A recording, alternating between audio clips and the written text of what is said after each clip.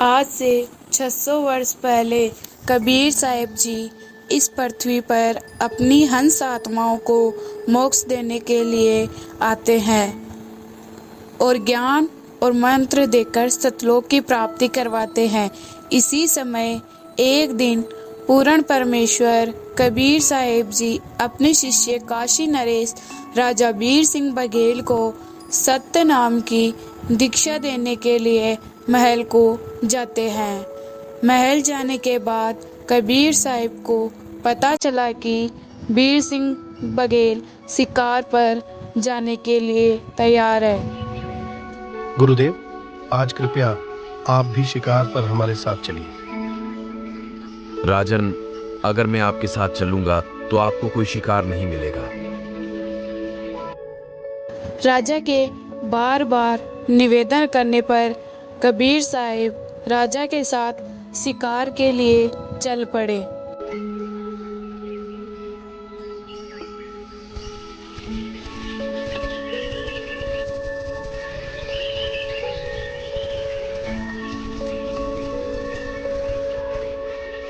सेना ने जंगल में अपना पड़ाव डाला और वहां से गहरे जंगल में शिकार के लिए चल पड़े।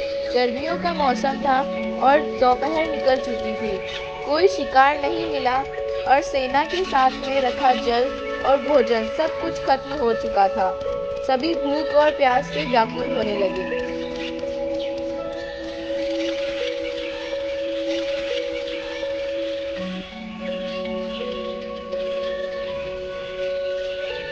मंत्री जी, जल्दी कुछ उपाय कीजिए, वरना मेरा जीवन नहीं रह पाएगा।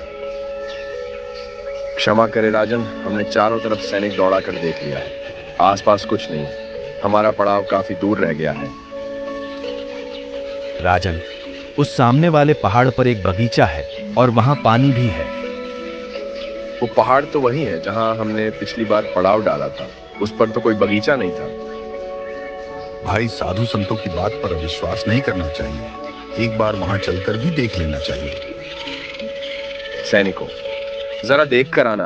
अगर भगवान की दया हुई तो शायद पानी मिल जाए।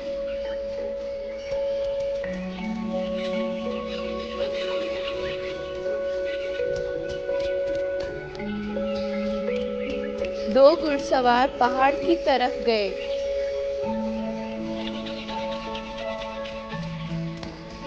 वहां जाकर उन्होंने सबको बुला लिया। सभी ने जाकर देखा कि वहां एक बहुत सुंदर बगीचा है और उसमें एक छोटा सा तालाब भी है।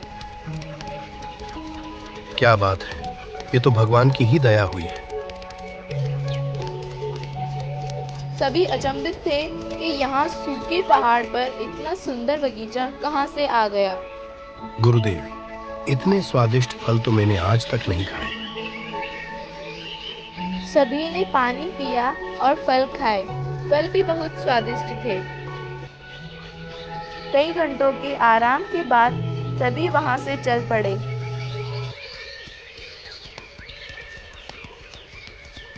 गुरुदेव, ये कैसा चमत्कार है। पिछली बार जब हम यहाँ रुके थे तब यहाँ कोई बगीचा नहीं था और आज ये कहाँ से आ गया।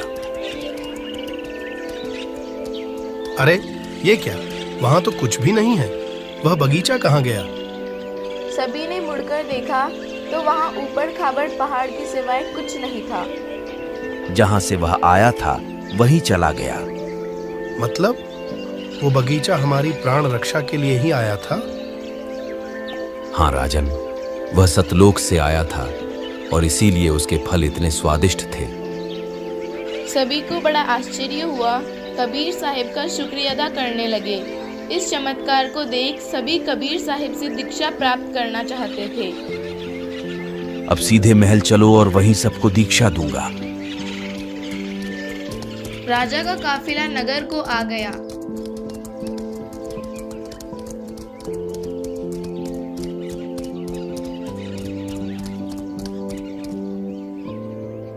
कबीर साहिब ने सभी को मंत्र दीक्षा दी।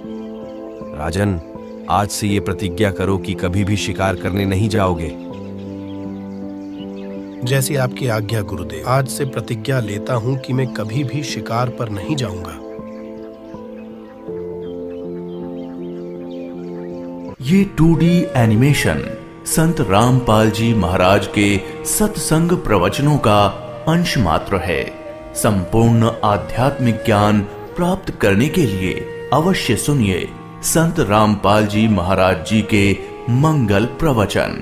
ये अनमोल ज्ञान जगत गुरु तत्वदर्शी संत रामपाल जी महाराज के सत्संगों का अंश मात्र है। संपूर्ण आध्यात्मिक ज्ञान के लिए सुनिए संत रामपाल जी महाराज के मंगल प्रवचन। आप संत रामपाल जी महाराज जी के मंगल प्रवचन संत रामपाल जी महाराज एप्लीकेशन पर भी सुन सकते हैं तथा उनके द्वारा लिखी पुस्तकें भी डाउनलोड कर सकते हैं।